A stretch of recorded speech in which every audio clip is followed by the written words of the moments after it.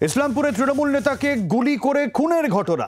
CC ক্যামেরাবন্দি দুষ্কৃতীদের ছবি জি24 ঘন্টায় এক্সক্লুসিভ সেই ছবি আপনাদের দেখাবো, যেখানে খুনের ঘটনা, যেখানে বাপি বলে যে তৃণমূল নেতা খুন হয়েছে সে বসেছিল, তার এক সঙ্গীর সঙ্গে আচমকাই বাইকে করে আসে দুষ্কৃতীরা এবং এলোপাথারি গুলি।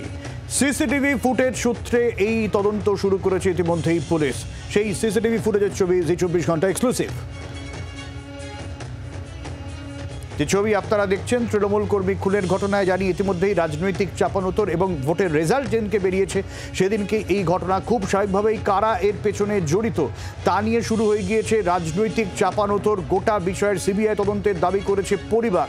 তবে জানা গেছে যখন তৃণমূল নেতা এবং তার সঙ্গী বসেছিল সেই সময় আচমকাই দুষ্কৃতীরা আসে এবং এলোপাথারি গুলি ছুঁড়ে তারা পালিয়ে যায়। ভবানন্দ রয়েছেন আমাদের সঙ্গে। এই সিসিটিভি ফুটেজ ভবানন্দ আমরা যে দেখাচ্ছি, এখনো পর্যন্ত এই নিয়ে আর কি আপডেট রয়েছে?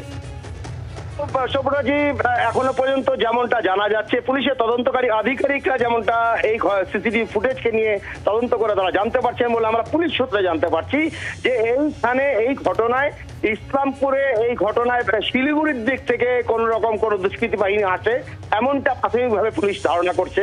এখানে দুটো গোষ্ঠী হয়ে দুষ্কৃতীরা আসে এটা পুলিশের তদন্তকারী আধিকারিকরা প্রাথমিকভাবে ধারণা করছে। সিসিটিভি ফুটেজ দেখে বোঝা যাচ্ছে যে একদল মানুষ প্রথমে আসে, দ্বিতীয় দল এসে পরে যোগদান করে এবং সেখানটায় তারা বেশ কিছু গুলি চালায় আতঙ্ক তৈরি করার জন্য, এমনটাও পুলিশের প্রাথমিক সূত্রে উঠে আসছে। এবং এই মানুষগুলোকে চিহ্নিত করার জন্য পুলিশ কিন্তু ইতিমধ্যেই বিভিন্ন জায়গায় এই ছবি পাঠিয়েছে। পুলিশের ধারণা খুব দ্রুত দুষ্কৃতীরা ধরা পড়বে এবং এই ঘটনার মধ্যে এখনো পর্যন্ত পুলিশের কাছে যা ধারণা উঠে আসছে ব্যবসায়িক কোনো ব্যক্তিগত কারণেই এই খুন বলে পুলিশ এখনো মনে করছে।